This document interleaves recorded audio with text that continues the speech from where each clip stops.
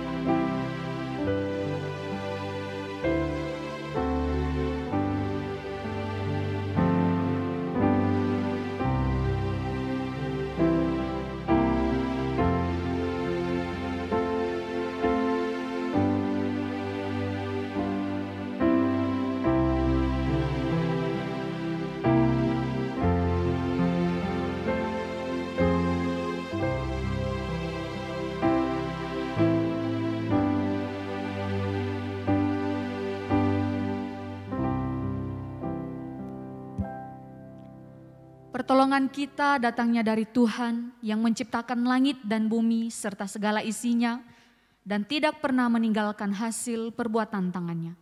Turunlah atas kita kasih karunia dari Allah Bapa, Putra dan Roh Kudus. Amin. Mari kita memberikan pujian penghormatan kepada Allah Tritunggal. Hormat bagi Allah Bapa.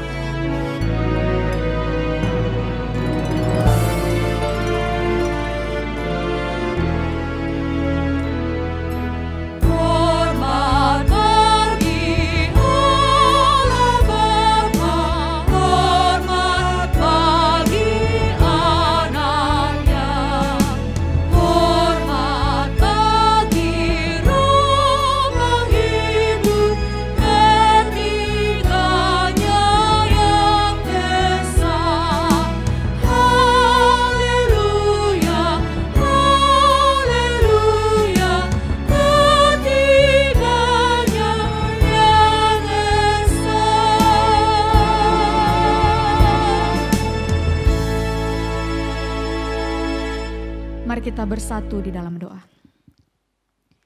Allah Bapa kami yang bertakhta di dalam kerajaan sorga, kami sungguh mengucap syukur untuk pertolongan penyertaan Tuhan di dalam hidup kami. Seminggu lamanya Tuhan Engkau sudah menolong dalam segala pekerjaan dan aktivitas yang kami kerjakan. Kini pada pagi hari ini kami mau datang ke hadirat-Mu, kami mau menikmati Engkau, kami mau menikmati firman-Mu, kami mau memuji Engkau. Namun sebelumnya Tuhan, kami memohon pengampunan yang daripada Tuhan saja. Karena kami menyadari di sepanjang minggu ini, kami melakukan banyak kesalahan. Kami melakukan banyak pelanggaran yang menyakiti hati Tuhan. Baik dari pikiran kami, sikap hati kami, dan tindakan kami. Tuhan, sekiranya Engkau mengampuni kami. Sehingga dengan darah-Mu di atas kayu salib yang sudah mengalir bagi kami, boleh mengampuni setiap kami, boleh menghapus setiap dosa-dosa kami. Sehingga kami boleh dilayakkan datang di hadirat-Mu pada pagi hari ini. Terima kasih Tuhan untuk setiap kesehatan dan kekuatan yang Tuhan berikan. Sehingga pada pagi hari ini kami mau memuji Engkau, kami mau beribadah kepada-Mu dan layakkan setiap kami. Biarlah kemuliaan hormat bagi nama Tuhan saja. Di dalam nama Tuhan Yesus Kristus kami sudah berdoa dan kami mengucap syukur. Amin. Jemaat saya persilakan untuk duduk kembali. Bapak Ibu Saudara yang terkasih, Tuhan adalah penebus kita satu-satunya. Dia adalah Allah yang begitu mengasihi kita. Di dalam lembah kekelaman kita tidak takut bahaya sebab Dia beserta dengan kita. Masa sekarang kita boleh takut Bapak Ibu Saudara, tetapi jangan lupa bahwa kita mempunyai Tuhan yang begitu peduli. Dia adalah Allah penebus kita. Mari kita pujikan Tuhan penebusku.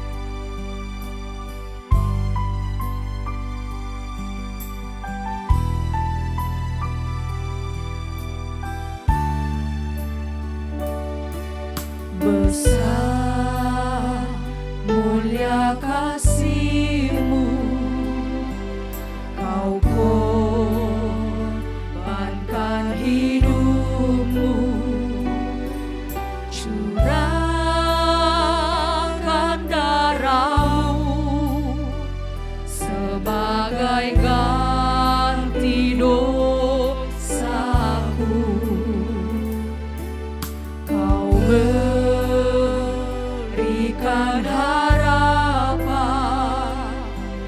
di dalam kesesakan. Agunglah perbuatan-Mu, Yesus Tuhan penebusku, karena kasih-Mu yang selamatkanku, menyucikan dan menebus hidupku. Ku naikkan syukur buat pengorbanan-Mu, Maha mulia dan terindah Kau, Yesus. Sekali lagi katakan, besar mulia kasih-Mu. Besar mulia kasih-Mu, Kau korbankan hidup-Mu, curahkan darah-Mu sebagai ganti dosaku. Kau berikan harapan di dalam kesesakan. Agunglah perbuatan-Mu, Yesus Tuhan penebusku, karena kasih-Mu yang selamatkanku, menyucikan dan menebus hidupku. Ku naikkan syukur buat pengorbanan-Mu, Maha mulia dan terindah Kau, karena kasih-Mu yang selamatkanku, menyucikan dan menebus hidupku. Ku naikkan syukur buat pengorbanan-Mu, Maha mulia dan terindah Kau, Yesus. Maha mulia dan terindah Kau, Yesus.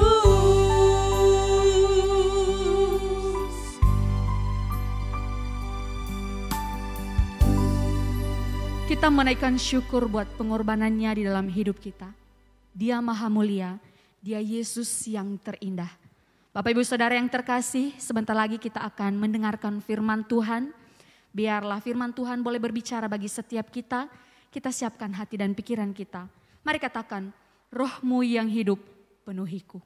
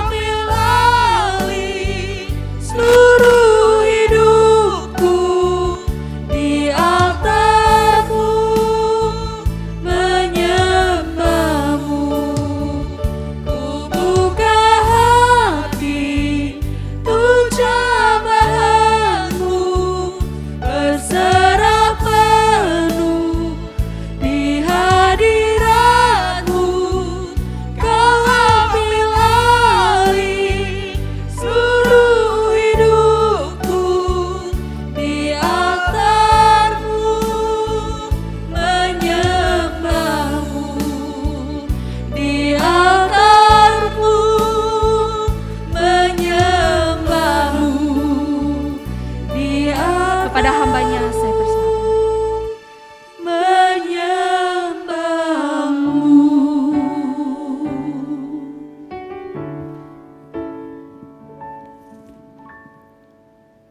Mari kita masuk di dalam doa.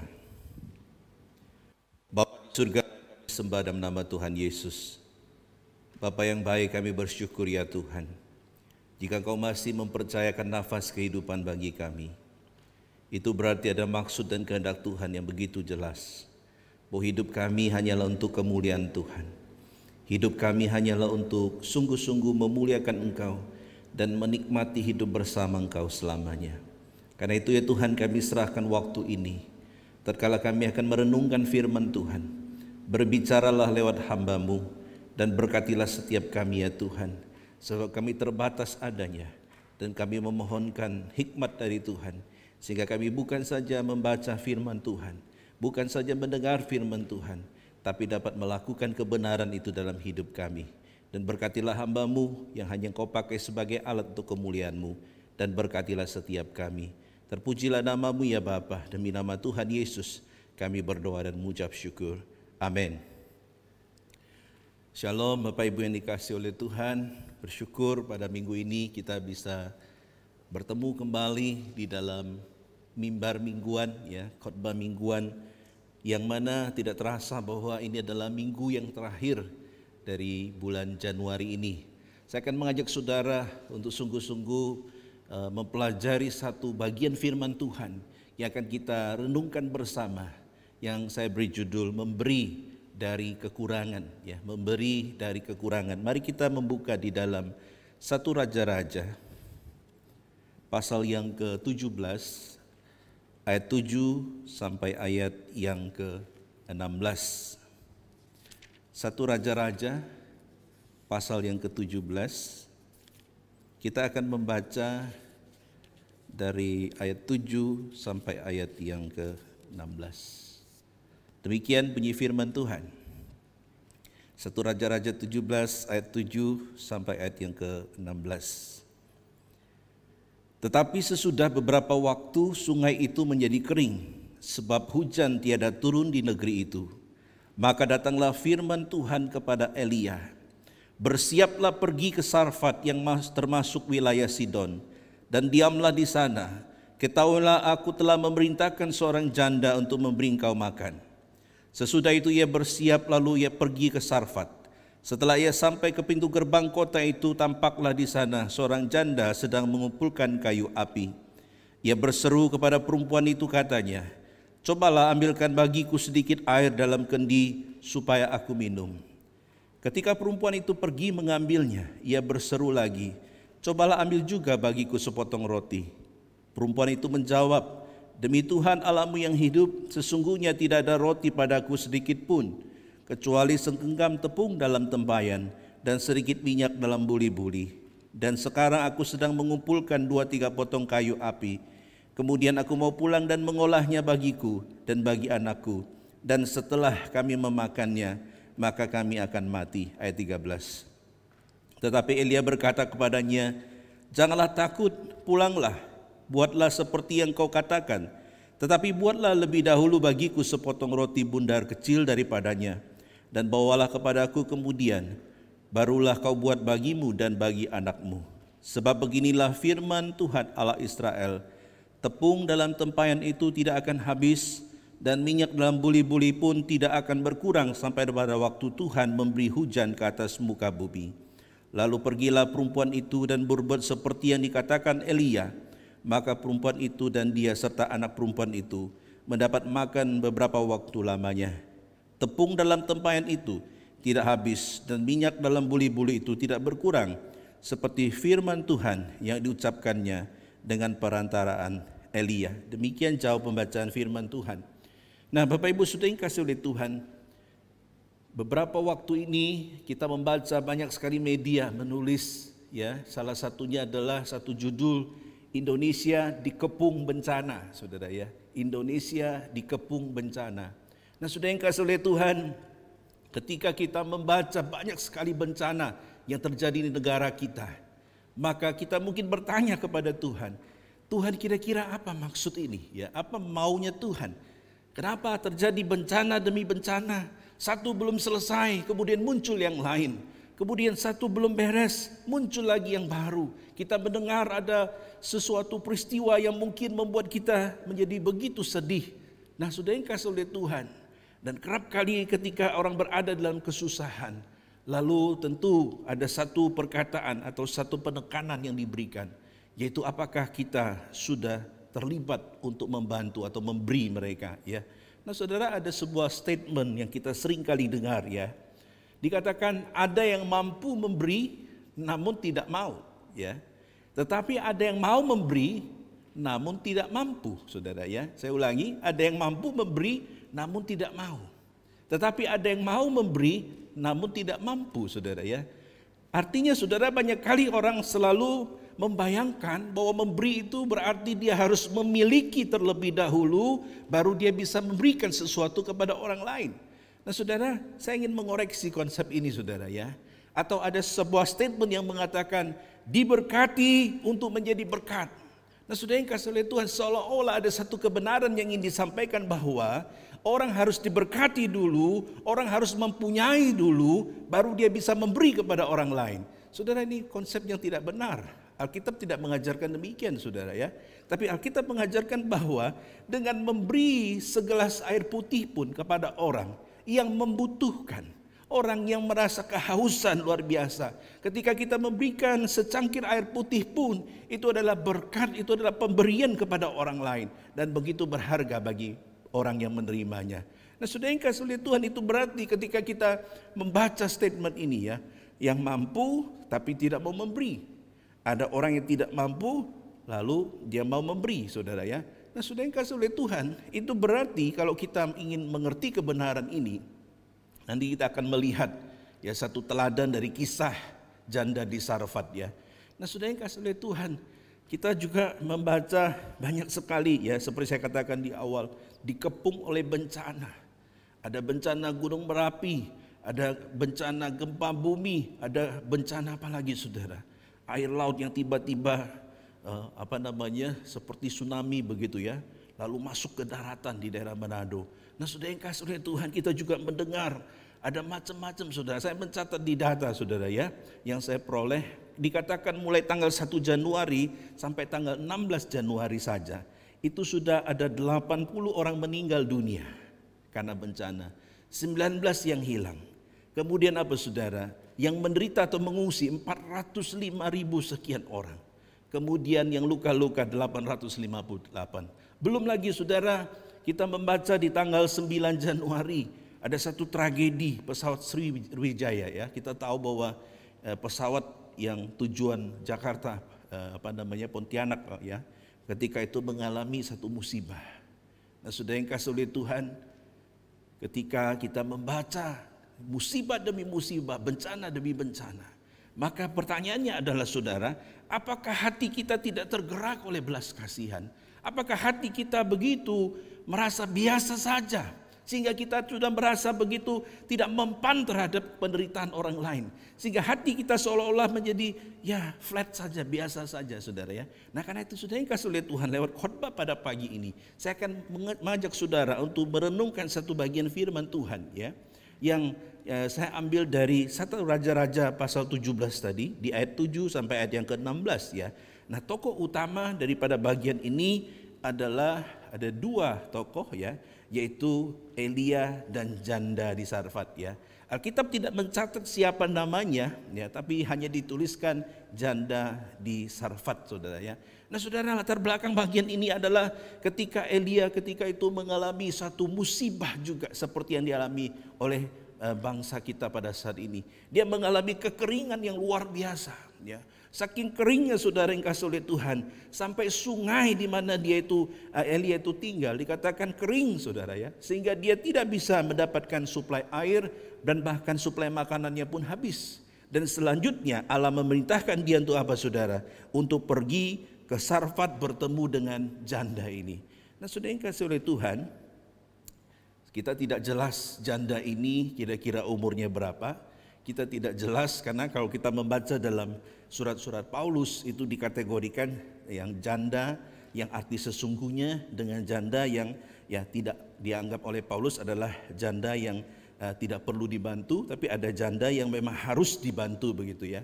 Tapi saya menduga bahwa ini adalah seorang ibu-ibu yang mungkin sudah usia ya sekitar 40-50 begitu ya. Nah, saudara yang kasih oleh Tuhan, ketika Elia bertemu dengan janda ini, Alkitab mencatat apa saudara? Di dalam bagian ini dikatakan apa saudara? Ada dua permintaan yang Elia sampaikan ketika dia pertama kali bertemu dengan ibu ini atau janda ini ya. Di dalam ayat 10 dan di dalam ayat yang ke-11 dikatakan apa? Yang pertama, Elia mengatakan, cobalah ambil bagiku sedikit air dalam kendi ya, supaya aku minum. Artinya saudara tahu bahwa di tengah kepanasan yang luar biasa, ketika dia bertemu dengan ibu ini, satu hal yang dia minta paling utama adalah segelas air ya, untuk menghilangkan dahaganya. Dan yang kedua saudara, di ayat 11 dikatakan, cobalah ambil juga bagiku sepotong roti ya. Besar kemungkinan ketika itu Elia lapar saudara ya. Dan dua permintaan ini adalah permintaan yang menurut secara umum dalam konteks zaman itu adalah sesuatu yang tidak berlebihan saudara ya. Untuk meminta sesuatu yang sudah selayaknya biasanya orang bertamu ke tempat orang yang mungkin dia kenal ya. Nah, ketika menyambutnya akan disuguhkan makanan dan minuman bukan? Nah, dan ketika dia datang saudara, cuma yang aneh adalah memang tamunya minta duluan begitu ya. Dan tentu ini ada maksudnya kenapa Elia melakukan itu ya. Bukan Elia tidak tahu etika ya, tapi dikatakan bahwa ada maksud dan kemuliaan Tuhan yang mau dinyatakan kepada janda di Sarfat ini. Nah, saudara yang kasih oleh Tuhan, mari kita akan lihat lebih lanjut. Nah, ketika Elia meminta dua permintaan ini, apa respon daripada janda ini? Alkitab mencatat di ayat yang ke-12, perempuan itu menjawab, demi Tuhan Allahmu yang hidup, sesungguhnya tidak ada roti padaku sedikit pun. Apakah orang ini berbohong? Tidak saudara ya. Dia punya tepung sedikit, dia punya minyak sedikit yang nantinya akan bisa dibuat roti, dan dia belum membuat itu. Dia mengatakan sesuatu yang jujur saudara. Dia mengatakan roti aku tidak punya sedikit pun, kecuali segenggam tepung dalam tempayan dan sedikit minyak dalam buli-buli. Saudara tahu buli-buli itu tidak besar tempat minyak ya. Dan itu adalah sesuatu yang sangat-sangat penting bagi orang Yahudi. Karena ketika mereka akan membuat adonan itu pasti ada dicampur dengan minyak saudara ya. Nah, saudara yang kasih oleh Tuhan, dan umumnya memang yang dipakai adalah minyak zaitun begitu ya. Nah, saudara yang kasih oleh Tuhan, ketika bertemu dengan Elia ya, dikatakan ibu ini sedang mengumpulkan potongan kayu api. Dan yang menarik saudara, perhatikan apa yang dia katakan ya. Dan sekarang aku sedang mengumpulkan 2-3 potong kayu api, kemudian dikatakan aku mau pulang ya. Kemudian aku mau pulang, di ayat 12. Kemudian apa yang dikatakan? Dan mengolahnya bagiku dan bagi anakku, dan setelah kami memakannya maka kami akan mati. Nah saudara, di awal saya mengatakan bahwa Allah menuntun Elia untuk bertemu dengan janda di Sarfat ini, dan diperkirakan ibu ini adalah seorang yang begitu beriman saudara ya. Nah saudara, kesusahan melanda negeri itu bukan saja perempuan ini atau janda ini, tapi seluruh negeri itu. Tapi yang paling susah adalah keluarga ini. Nah saudara, yang menarik adalah mungkin saudara bertanya, kenapa seorang yang disebut beriman, kenapa seorang yang disebut orang yang ya mungkin percaya kepada Tuhan, tapi dikatakan dia mulai goyah, dia mulai putus asa saudara ya. Kalau saudara lihat kata-kata yang dia pakai adalah sesuatu yang menggambarkan satu fase dalam hidupnya, di mana dia berada di dalam satu keputusasaan saudara ya. Dia mengatakan, dan setelah kami memakannya maka kami akan mati. Itu berarti sudah yang kasih oleh Tuhan ada satu penekanan ingin mengatakan apa saudara? Aku sudah tidak punya harapan. Bapak, aku sudah tidak punya harapan. Habis ini aku akan mati. Nah sudah yang kasih oleh Tuhan, timbul pertanyaan besar. Mungkinkah seorang yang beriman atau sungguh-sungguh percaya kepada Tuhan, dia akan mengalami fase di mana dia itu putus asa? Jawabannya pasti bisa saja terjadi saudara ya. Kita tahu dalam perjalanan iman seseorang ada naik turun. Bahkan Abraham pun dikatakan bahkan pernah berbohong, bahkan pernah menipu, saudara ya. Nah, saudara yang kasih oleh Tuhan untuk menyelamatkan dirinya. Nah, saudara, itu berarti dalam perjalanan iman dari seseorang terjadi fluktuasi naik turun. Dan dalam fase ini mungkin janda ini sudah mengalami banyak pahit getir dalam hidupnya. Mungkin dia menyaksikan bagaimana suaminya meninggal. Dia merasakan bagaimana susahnya untuk menghidupi anak satu-satunya. Dan bagaimana dia dihina di sana sini. Kita tahu bahwa dalam konteks Timur Tengah ya, ketika suami sudah tidak ada, maka hidupnya seolah-olah tidak mempunyai pelindung dan payung begitu ya. Kita baca cerita mengenai misalkan ya, kisah mengenai Naomi dan Ruth ya. Bagaimana ketika suami-suami mereka meninggal, mereka harus kembali ke tanah airnya. Kenapa? Untuk melanjutkan keturunan dan supaya mereka ada yang melindungi. Nah, saudara yang kasih oleh Tuhan, kita tahu bahwa ketika dia berada sebagai single parents, tidak mudah untuk bagaimana mencukupkan akan kehidupan keluarganya. Apalagi di tengah pandemik pada saat itu ya. Nah, saudara yang kasih oleh Tuhan, Alkitab mencatat bahwa dia mengatakan sesuatu yang begitu menggambarkan isi hatinya, yaitu apa? Maka kami akan mati. Nah, saudara yang kasih oleh Tuhan, setiap kita pasti yang disebut sebagai orang percaya pernah mengalami ini, bukan? Ketika kita mengalami pandemi COVID ini di bulan pertama sampai yang ketiga mungkin kita masih strong. Ketika masuk sudah 10 bulan kita mulai terseok-seok. Ketika memasuki 1 tahun kita mulai goyah. Dan mungkin kita mulai putus asa di dalam mengikut Tuhan. Sehingga mungkin saudara yang kasih oleh Tuhan, kita mulai mempertanyakan Tuhan, apakah engkau tetap menjaga hidupku? Apakah engkau tetap memelihara hidupku? Dan mungkin kita mengalami putus asa pada saat itu. Dan itulah yang terjadi dengan ibu ini, saudara ya. Dan ketika dia mengatakan, maka kami akan mati, kita dapat membaca bahwa terjadi sebuah ungkapan keputusasaan di situ. Nah, saudara yang kasih oleh Tuhan, kita tahu bahwa orang yang beriman pun ya, atau orang percaya pun, dia bisa mengalami satu fase putus asa ya. Ada satu waktu di mana dia sudah tidak kuat dengan beban hidupnya, maka dia akan mengalami satu fase putus asa. Tentunya saudara, meskipun dia putus asa, dia tidak akan tergeletak begitu ya. Nah, saudara yang kasih oleh Tuhan, ini manusiawi sekali. Ini menggambarkan kodrat manusia yang sesungguhnya. Saudara dan saya adalah manusia yang bisa mengalami kelemahan, kekecewaan, putus asa.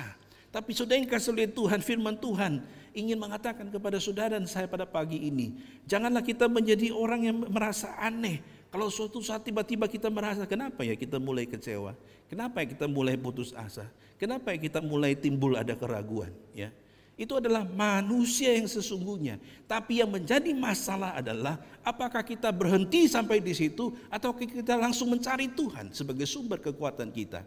Nah, saudara, itu yang dilakukan oleh perempuan ini, saudara ya. Meskipun dia ditemui oleh hamba Tuhan, tapi ini adalah satu providensia Allah, Allah yang mengatur segala sesuatunya sehingga dia bertemu, saudara. Dan yang menarik, saudara, kalau kita melihat kondisi janda miskin pada zaman itu ya, ada beberapa catatan penting ya yang ingin saya paparkan di sini. Yang pertama, saudara, sebagai seorang janda dikatakan bahwa dia adalah seseorang yang hidupnya tidak menentu ya. Di dalam perjanjian lama khususnya, saudara, mereka hidup di dalam satu klan-klan atau satu kelompok-kelompok besar begitu ya. Nah, saudara, itu berarti peran suami itu sangat dominan. Itulah kenapa di dalam silsilahnya Yahudi kita dapat menangkap bahwa mereka secara patriarkal atau secara garis keturunan seorang suami atau ayah, saudara ya. Dan ketika ini sudah tidak ada, maka dia sama sekali tidak mendapatkan satu penghormatan, saudara ya. Dan seorang janda dikatakan mereka selalu hidup dari belas kasihan orang, saudara ya. Kalau kita tahu bahwa cerita mengenai Ruth dan Naomi ya, ketika bertemu dengan Boas, dan ketika itu Boaslah yang menjadi melanjutkan keturunannya ya, memberikan perlindungan. Dan ketika itu sudah tahu bahwa waktu mereka datang di ladangnya si Boas itu ya, dia membiarkan ada bulir-bulir gandum itu yang tidak dipetik semuanya. Supaya apa? Supaya para janda ini bisa mengambilnya sebagai bentuk satu sumbangan mereka kepada orang-orang yang disebut janda ya. Jadi mereka hidup dari belas kasihan orang, mereka hidup dari pemberian famili-famili mereka. Nah, saudara yang kasih oleh Tuhan, yang kedua saya mencatat bahwa sebagai janda di dalam strata sosial masyarakat Yahudi, mereka sangat-sangat tidak dihargai, saudara. Ya, mereka seolah hilang di dalam silsilah. Kenapa? Karena sudah tidak ada yang menjadi pelindung mereka. Dan itu yang terjadi, saudara. Dan yang ketiga, pada saat itu dikatakan terjadi bencana kekeringan, ya, sehingga kesusahan itu berlipat-lipat kali ganda. Bukan hanya itu saja, saudara. Kita mengatakan dia juga mempunyai anak. Itu berarti dia menghidupi dirinya saja susah, apalagi dia harus menghidupi anaknya. Itu berarti ini adalah double portion, ya, dari penderitaannya, 2 porsi dari penderitaannya. Dan ini sesuatu yang begitu luar biasa. Dan juga saya mencatat, saudara, dia adalah seorang yang digambarkan figur janda, ya, di dalam Alkitab.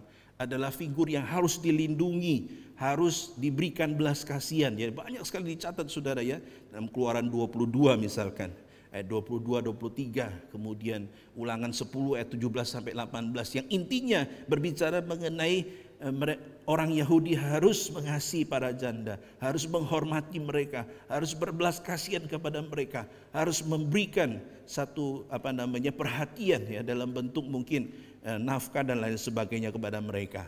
Yang intinya, saudara yang kasih oleh Tuhan, menjadi janda pada zaman itu tidaklah mudah, ya. Nah, saudara, bagaimana dengan zaman sekarang? Saya mengingat, ya, kehidupan pada zaman sekarang. Tentu Anda jangan membandingkan kehidupan dengan janda-janda yang mungkin hidupnya berlimpah begitu, ya. Tapi banyak pula kita menemukan ada janda-janda yang dalam kehidupan yang begitu, ya, pas-pasan begitu, ya. Saya pernah mengenal ada sebuah keluarga, ya, yang ibu atau istrinya ini ditinggal mati oleh suaminya. Dan yang membuat saya begitu terharu adalah dia berkomitmen tidak akan menikah untuk selamanya. Dia berkomitmen dan mengatakan, aku akan mendedikasikan hidupku untuk membesarkan anak-anaknya. Dan ketika itu, saudara, waktu ditinggal suaminya, dia masih begitu muda, ya, belum 40 umurnya, cantik, tapi dia berkomitmen untuk sungguh-sungguh mengabdikan dirinya kepada anaknya. Dan akhirnya, saudara, dia mendedikasikan hidupnya, dia banting tulang, ya, dia membuat usaha-usaha makanan dan lain sebagainya, dan berhasil, saudara, ya. Dan dia bisa menyekolahkan anaknya, semuanya sarjana, saudara, ya. Dan sampai pada hari tuanya, saudara, anak-anaknya begitu menghormati dia, cucu-cucunya begitu menghormati dia, menantunya begitu menghormati dia. Kenapa, saudara? Karena dia bisa sungguh-sungguh hidup dengan terhormat, ya. Dan banyak sekali, saudara, kita mendengar juga mungkin kehidupan sekarang janda-janda yang sebaliknya, saudara, yang hidup berfoya-foya atau hidup-hidup, ya, dengan kehidupan dunia ini, ya. Tapi, saudara, poinnya dalam bagian ini firman Tuhan ingin mengatakan, janda ini adalah janda yang miskin, janda yang patut ditolong, janda yang berada dalam kesusahan. Dan saudara yang kasih oleh Tuhan, kepada orang inilah Elia datang. Nah, saudara yang kasih oleh Tuhan, kita lanjutkan, ya. Di ayat yang ke-15 bagian A, ya, dikatakan demikian. Lalu pergilah perempuan itu dan berbuat seperti yang dikatakan Elia. Jadi menyambung yang pertama tadi, ketika Elia itu minta 2 permintaan, ya, supaya dia memberikan minum, kemudian membuatkan roti. Lalu Alkitab mencatat, lalu pergilah perempuan itu dan berbuat seperti yang dikabarkan atau yang dikatakan oleh Elia, ya. Apa maksudnya, saudara? Ini adalah sesuatu yang sangat penting, saudara, ya. Kenapa? Karena ini adalah satu tindakan iman, saudara, ya.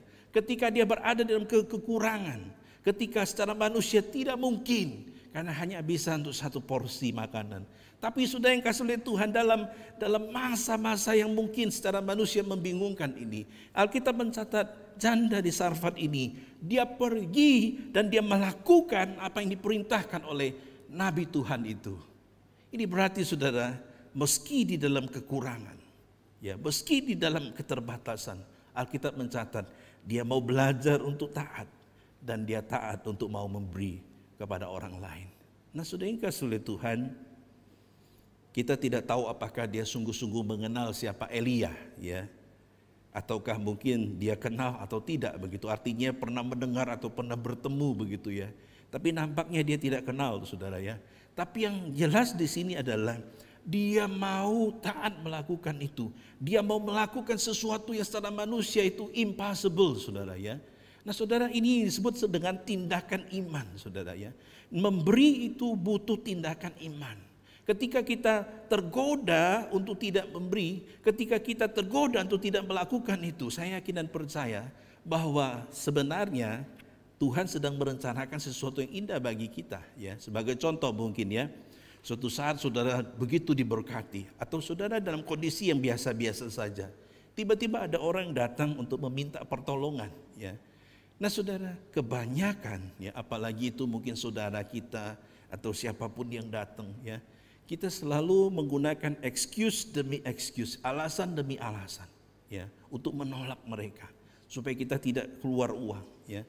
Saya dalam pengalaman hidup saya saudara ya, banyak kali saya bertemu dengan orang-orang yang justru memanfaatkan keadaan ya. Tahu bahwa saya ini hamba Tuhan, lalu datang ya, lalu untuk meminta pertolongan, dan di hati saya dan di otak saya jelas mengatakan bahwa orang ini menipu, tapi saya tidak tega untuk menolaknya. Dan beberapa kali saya ditipu mentah-mentah saudara ya. Ada yang mengaku sebagai jemaat ya. Lalu saya mengatakan saya tidak pernah ketemu dengan Anda. Dia mengatakan, oh saya anaknya ibu itu ya. Dia menyebut satu nama dan dia mengatakan saya anaknya, memang saya jarang datang ke sini, saya ke gereja lain begitu ya. Akhirnya saya bilang, ibu mau minta apa? Saya mau nebus obat katanya ya. Lalu dia menyebutkan sejumlah uang begitu, yang jumlahnya lumayan besar. Lalu karena saya tergerak oleh belas kasihan, lalu saya kasihkan ya. Tapi otak saya berkata, ini penipu saudara. Dan saya masih ingat saudara, waktu dia pergi, saya masih ingat dia naik becak saudara ya, di depan gereja. Dan ketika dia pergi, dia sempat babai-babai gitu ya. Jadi lambaiannya sampai hari ini tuh saya masih ingat saudara, lambaian seorang penipu saudara ya. Dan saya sudah merelakan itu. Kenapa saudara? Karena saya yakin bahwa kita itu kalau memberi, saya yakin dan percaya Tuhan pasti akan mencukupkan segala kebutuhan kita ya. Nah saudara yang kasih oleh Tuhan, itulah yang terjadi juga di dalam kehidupan janda ini saudara ya. Tapi janda ini luar biasanya, kenapa saudara? Karena hanya itu yang dia miliki. Dia tidak punya yang lain saudara ya. Masih ingat saudara ketika peristiwa Tuhan Yesus makan kepada 5.000 orang. Banyak orang bertanya, kenapa di antara 5.000 orang itu tidak ada seorang pun yang maju ke depan kecuali anak kecil untuk menyerahkan 5 roti dan 2 ikan? Apakah mereka tidak mempunyai bekal yang mereka bawa? Jawabannya pasti ada. Karena orang zaman dahulu itu pasti membawa bekal, karena tidak semua tempat ada toko begitu ya. Jadi di antara 5.000 orang hanya ada satu anak kecil yang keluar dan mengatakan, Pak ini loh punyaku 5 roti kecil dan 2 ikan begitu ya. Nah saudara, ikannya pun ikannya kecil begitu ya.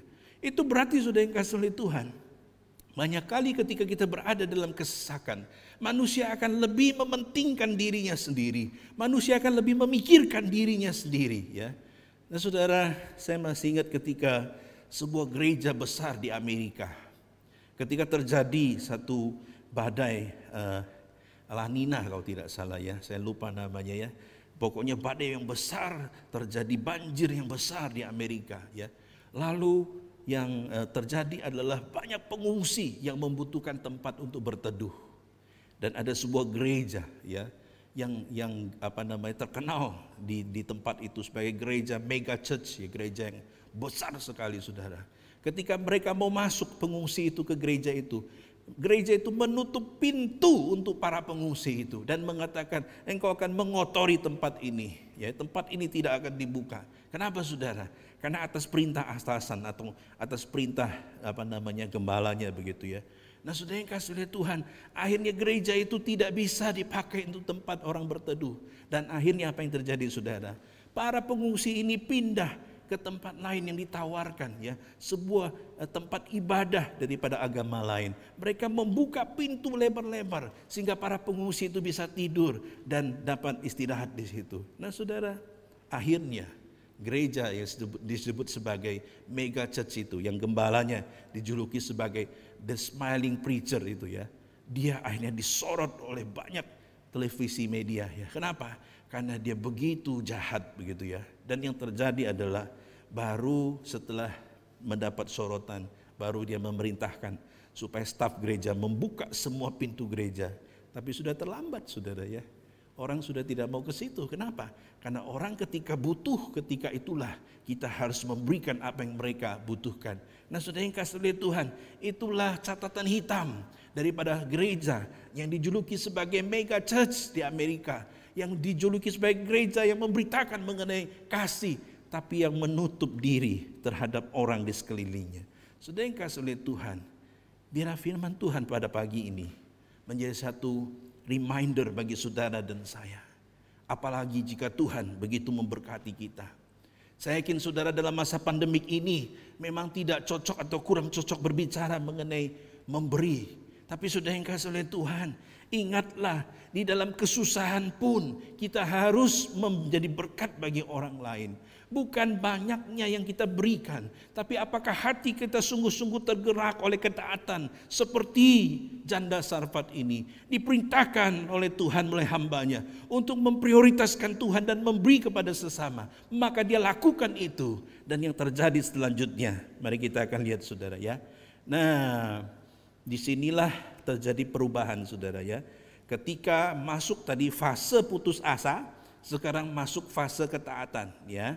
Sang janda ini akhirnya melakukan dan dia mau belajar taat kepada Tuhan ya.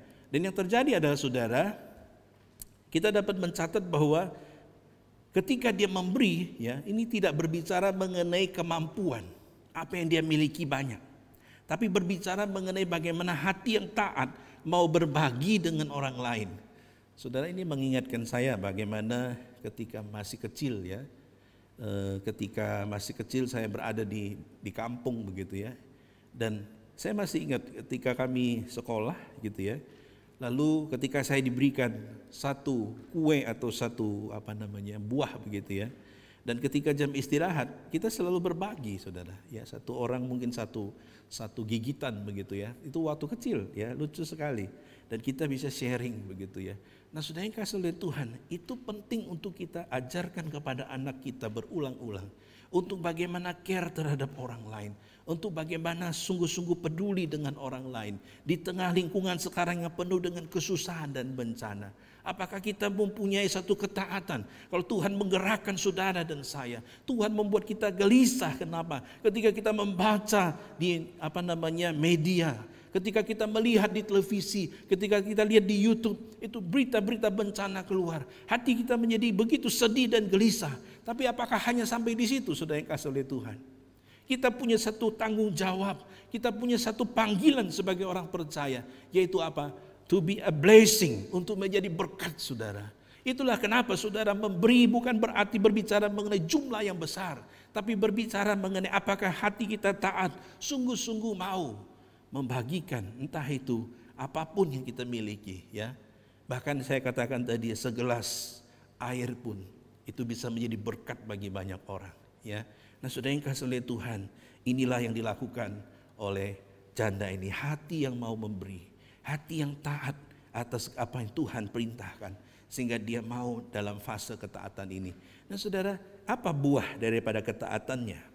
Apakah buah atau hasil daripada ketaatannya untuk memberi? Alkitab mencatat saudara di dalam ayat 15 ya, bagian B dan 16 di situ ya. Dikatakan demikian saudara ya. Maka perempuan itu dan dia serta anak perempuan itu mendapat makan beberapa waktu lamanya.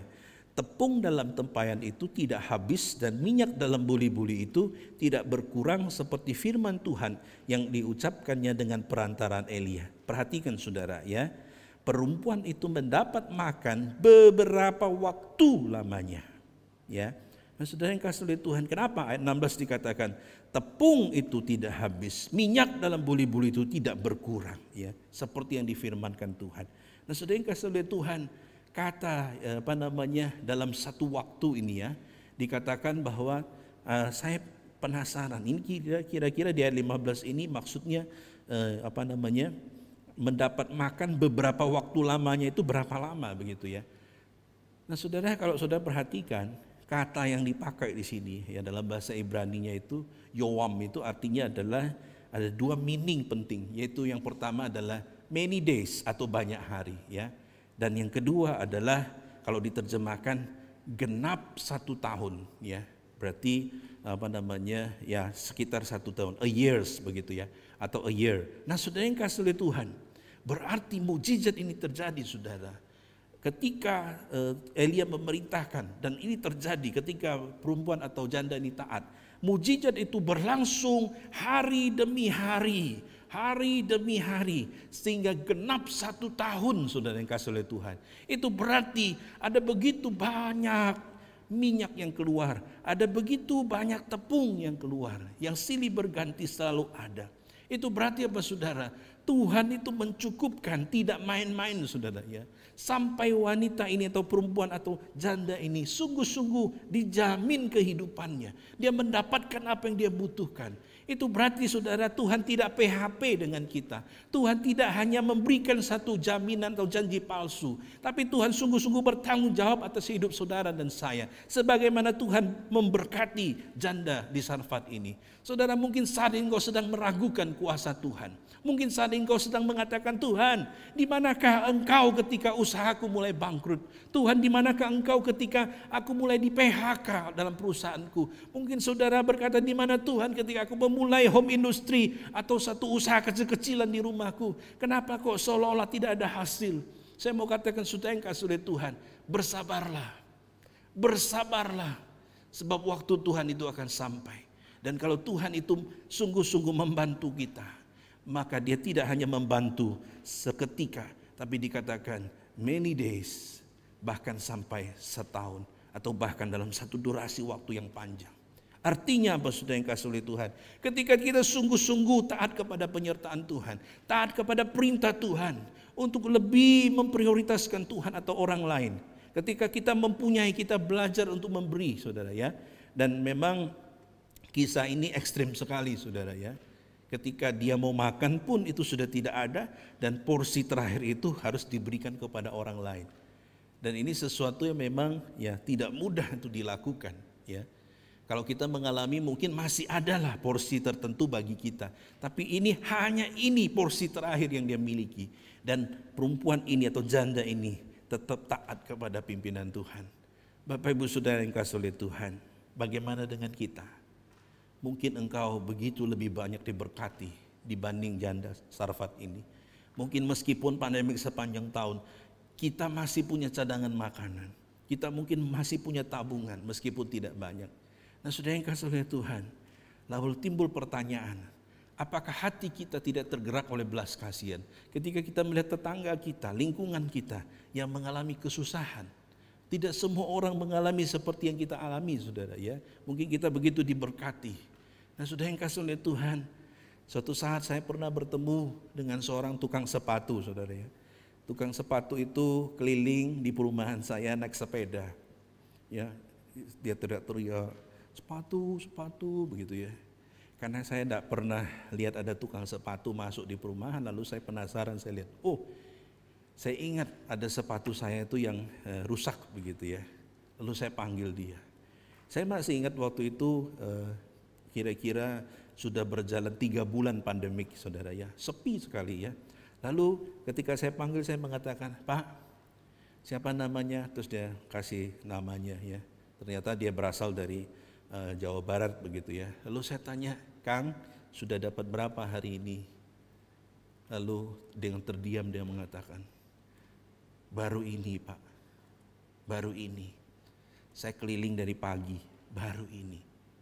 Saya kaget saudaranya. Dia keliling dari pagi ya. Kalau tidak salah itu dia dari Sidoarjo, dia ke Surabaya. Naik sepeda. Lalu dia keliling di perumahan. Tidak ada satupun yang memberikan sepatunya itu untuk dijahit bagi dia. Sehingga ketika dia keliling, dia tidak mendapatkan. Waktu saya ketemu dia, kasihan sudah capek dia ya. Lalu saya katakan, Bapak tunggu di sini. Lalu semua sepatu saya yang rusak saya keluarin saudara ya. Saya suruh dia jahit ya. Ada beberapa. Lalu saya katakan, Kang ini tolong dijahit yang rapi. Dan puji Tuhan dia melakukan itu dengan sungguh-sungguh. Bagus sekali jahitannya. Nah saudara, ketika itulah saya merasa, waduh ini orang yang cocok gitu ya. Untuk sungguh-sungguh menerima berkat Tuhan gitu ya. Nah saudara, Ketika itulah saya memberikan sejumlah uang kepada dia, ya. Nah, maksud saya menceritakan ini bukan ingin memamerkan begitu ya, tapi saya ingin memberikan contoh bahwa kita bisa berbuat meskipun kecil begitu ya. Ketika kita memberikan kelebihan uang kepada seorang penjahit sepatu, waktu dia dapat itu saudara, saya lihat mata dia berkaca-kaca, dia begitu terharu, dia senang sekali. Dan saya mengatakan, ada keluarga Kang? Ada katanya ya. Jadi uangnya itu akan dikirim ke keluarganya. Nah saudara, mungkin kita itu adalah sekelumit kecil saudara ya. Dibandingkan janda ini ya, ini sesuatu tindakan saya itu hanya mungkin seujung kuku ya, tidak ada apa-apanya. Tapi saudara, we must do something. Kita harus melakukan sesuatu. Kenapa saudara? Karena kita sudah diberkati luar biasa. Kita sudah menerima banyak dari Tuhan. Tegakah kita melihat orang-orang di sekeliling kita berada di dalam kesusahan dan kita tidak berbuat apa-apa? Ya, ketika kita mendapat kabar ya, ada teman saya, teman kuliah saya yang dari Kalimantan Selatan ya, dia mengatakan rumah-rumah itu kebanjiran sampai hampir ke atap begitu ya, sehingga orang itu tidak bisa di rumah, mereka tinggal di atasnya atap, kemudian mereka dijemput ke pengungsian, mereka tidak punya makanan, bahkan malam begitu gelap karena tidak ada listrik, tidak bisa kemana-mana, kedinginan. Nah saudara yang kasih oleh Tuhan, ketika mendengar itu kami merasa begitu tergerak ya. Nah saudara yang kasih oleh Tuhan, tentunya ya termasuk di gereja kita nanti akan ada penggalangan dana ya untuk bencana. Bapak Ibu, inilah saatnya engkau bisa menyisihkan sebagian dari apa yang kau miliki, dan kau bisa menjadi janda-janda di Sarfat itu untuk bisa menjadi berkat bagi orang lain. Memberi tidak berbicara mengenai engkau kaya, memberi tidak berbicara ketika engkau sudah mampu, tapi memberi berbicara mengenai apakah kau punya hati yang taat untuk sungguh-sungguh mau memberi kepada orang lain. Nah saudara yang kasih oleh Tuhan, apa yang terjadi selanjutnya? Di dalam firman Tuhan ini dikatakan Allah mengubah ya dari segenggam tepung ya di dalam tempayan dan sedikit minyak dalam buli-buli menjadi apa saudara? Menjadi cukup untuk setahun, bahkan dikatakan sampai berhari-hari. Selalu ada, dan selalu ada. Saudara, saya tidak mengajarkan successful teologi di sini, tapi saya katakan ketika engkau sungguh-sungguh taat kepada pimpinan Tuhan, Tuhan pasti tidak akan membiarkan engkau. Tuhan pasti tidak akan melepaskan akan pegangannya kepada engkau. Tuhan pasti akan memelihara saudara dan saya. Tuhan pasti akan cukupkan. Kenapa? Karena Tuhan tidak mau berhutang dengan kita. Tuhan pasti akan mengenapkan apa yang Tuhan pernah minta, Tuhan pasti akan gantikan. Karena itu sudah yang kasih oleh Tuhan, inilah yang terjadi. Tuhan mengubah segenggam tepung dan juga sedikit minyak menjadi berlimpah ruah. Saudara yang kasih oleh Tuhan, kesimpulan daripada firman Tuhan pada pagi hari ini adalah yang pertama, apakah kita ya dikatakan harus mulai belajar untuk sungguh taat ya. Jadi memberi tidak harus saat kita itu mempunyai kelimpahan atau kemampuan ya. Memberi itu berbicara mengenai hati, apakah kita sungguh-sungguh apa yang kita ada kita bisa pakai untuk membantu orang lain. Yang kedua, kemampuan untuk memberi itu diawali dengan ketaatan dan itu kemudian akan menggerakkan hati kita ya. Jadi hati yang digerakkan oleh Tuhan akan menghasilkan ketaatan untuk memberi. Dan yang terakhir, mari kita belajar memberi seperti janda di Sarfat itu. Ya, saya menutup khotbah ini dengan satu kutipan dari seorang ya penulis cilik, Anne Frank. Ya, Anne Frank ini adalah seorang yang terkenal karena dia menulis diary-nya. Ya, dia adalah seorang yang berkebangsaan Jerman begitu ya, dan dia sempat ditawan oleh Nazi Jerman karena dia ada keturunan Yahudi begitu ya. Nah saudara, ketika dia berada di kamp tahanan itu, dia sering menulis diary ya. Dan salah satu kutipannya dia mengatakan, no one has ever become poor by giving. Tidak seorang pun yang bisa menjadi miskin hanya karena memberi. Ya, saya ulangi sekali lagi. Tidak ada seorang pun yang akhirnya menjadi miskin hanya karena memberi. Nah karena itu sudah yang kasih oleh Tuhan. Pertanyaannya sekarang adalah, apakah hatimu digerakkan oleh Tuhan untuk sungguh-sungguh mau memberi, bukan di dalam kelimpahanmu, tapi memberi dari kekuranganmu. Maukah saudara? Mari kita berdoa. Bapa di surga yang kami sembah dalam nama Tuhan Yesus. Ya Tuhan, kami datang di hadapan-Mu, mengakui keterbatasan kami. Tuhan, kerap kali mungkin kami banyak kali membaca, melihat, mendengar orang yang membutuhkan. Tapi kerap kali kami mengeraskan hati kami ya Tuhan. Sehingga kami tidak membantu mereka. Meskipun orang-orang itu adalah orang yang kami kenal. Saudara-saudara kami. Ya Tuhan, lewat firman Tuhan kami diingatkan. Kami rindu menjadi janda di Sarfat. Meskipun dalam keputusasaannya. Namun dia mau taat. Dan Tuhan memulihkan hidupnya. Dan Tuhan memberikan buah dari ketaatannya untuk memberi. Yaitu kecukupan dan kelimpahan. Bapa di surga, hamba berdoa menyerahkan untuk jemaat-Mu yang ada di rumah. Mungkin mereka saat ini sedang bergumul seperti janda di Sarfat ini. Berada dalam kekurangan. Berada dalam masa-masa susah dan sulit. Ya Tuhan, jangan pernah tinggalkan mereka ya Tuhan. Kiranya Engkau yang akan menyapa mereka. Engkau akan memulihkan hidup mereka. Engkau mencukupkan, akan memberikan minyak dalam buli-buli dan tepung dalam tempayan bagi mereka. Supaya itu dapat menjadi kekuatan dan berkat bagi mereka. Kami serahkan juga untuk rekan-rekan kami, saudara-saudara kami yang berada dalam bencana ya Tuhan. Baik ada di Kalimantan maupun di Manado. Kami serahkan juga di korban Gunung Merapi. Kami serahkan dalam tangan Tuhan. Tuhan berkati juga ya Bapa. Juga kami serahkan Tuhan memberkati bangsa kami. Supaya sungguh-sungguh dilindungi dan diberkati oleh Tuhan. Terpujilah nama-Mu ya Bapa, dengar doa kami. Demi nama Tuhan Yesus kami berdoa. Selanjutnya saudara, mari kita akan berdoa. Itu 2 pokok doa. Yang pertama, mari kita berdoa untuk vaksin yang sudah dicanangkan atau akan didistribusikan.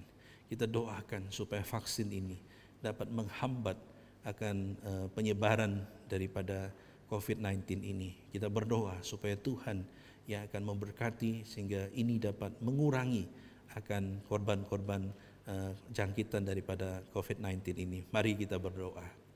Bapa di surga yang kami sembah dalam nama Tuhan Yesus, kami serahkan pada saat ini ya Bapa untuk vaksin daripada COVID-19.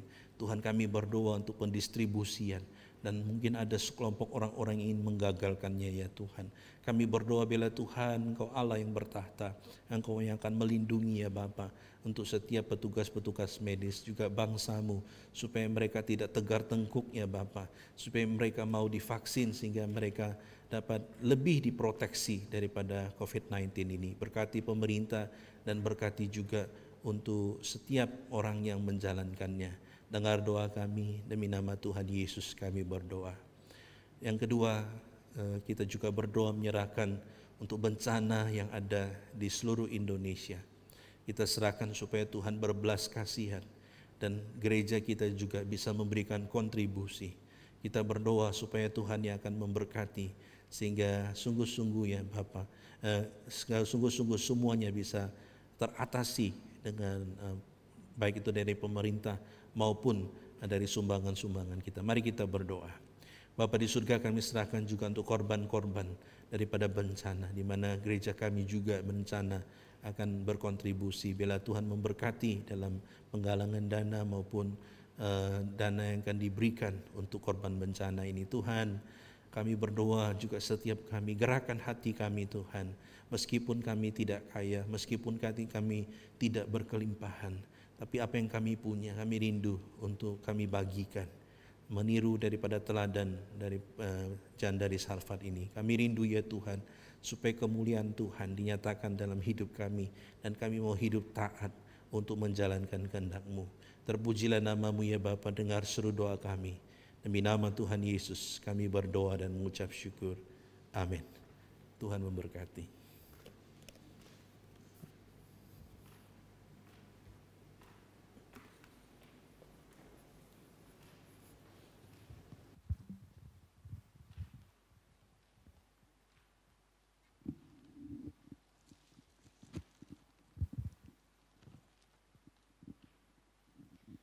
Saya mengundang Bapak Ibu sekalian untuk berdiri. Mari bersama dengan seluruh umat di segala abad dan tempat kita akan mengikrarkan pengakuan iman rasuli. Aku percaya kepada Allah, Bapa yang Maha Kuasa, Khalik langit dan bumi, dan kepada Yesus Kristus, anaknya yang tunggal Tuhan kita, yang dikandung dari Roh Kudus, lahir dari anak darah Maria, yang menderita sengsara di bawah pemerintahan Pontius Pilatus, disalibkan, mati dan dikuburkan, turun ke dalam kerajaan maut. Pada hari yang ketiga, bangkit pula dari antara orang mati, naik ke sorga, duduk di sebelah kanan Allah, Bapa yang Maha Kuasa. Dan dari sana ia akan datang untuk menghakimi orang yang hidup dan yang mati. Aku percaya kepada Roh Kudus, gereja yang kudus dan am, persekutuan orang kudus, pengampunan dosa, kebangkitan tubuh, dan hidup yang kekal. Amin. Saatnya kita akan memberikan yang terbaik. Mari memberi persembahan melalui alamat yang akan dicantumkan di layar masing-masing. Kita akan menaikkan pujian KPPK 342, beri terbaikmu.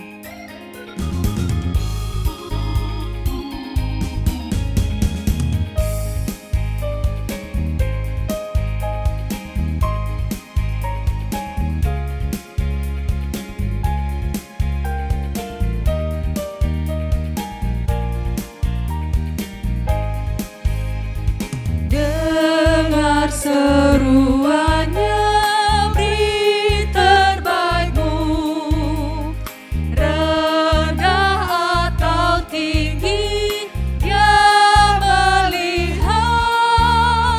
Kerja semampumu, tak menuntut, tak perlu dipuji, Dia yang tahu.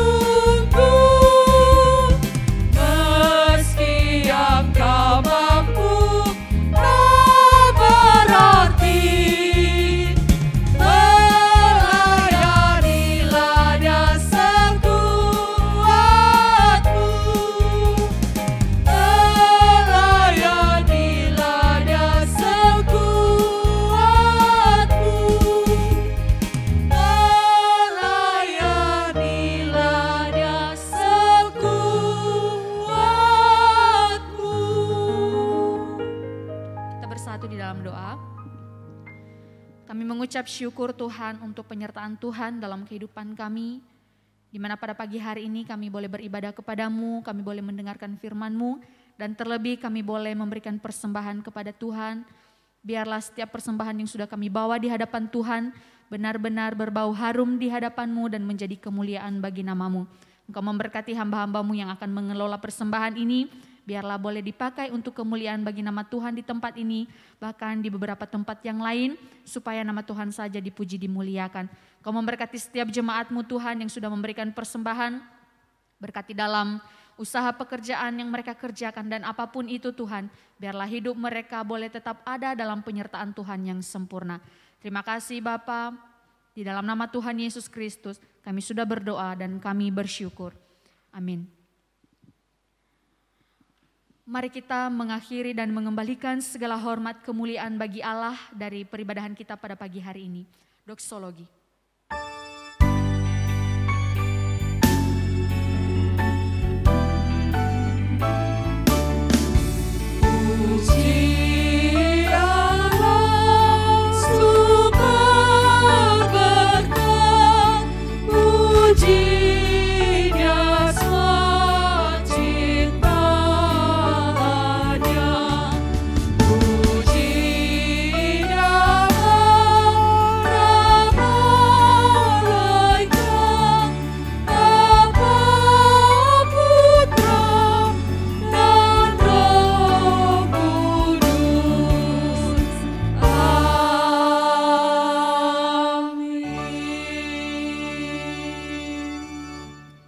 Jemaat yang dikasihi oleh Tuhan, arahkanlah hati dan pikiranmu kepada Tuhan dan terima berkat daripadanya. Kiranya kasih karunia daripada Allah Bapa, kekuatan dan penolongan dari Tuhan kita Yesus Kristus, anugerah dan penghiburan dari Allah Roh Kudus akan memampukan saudara dan saya untuk sungguh-sungguh belajar memberi dari kekurangan kita kepada orang-orang yang membutuhkan, mulai saat ini sampai selama-lamanya. Amin.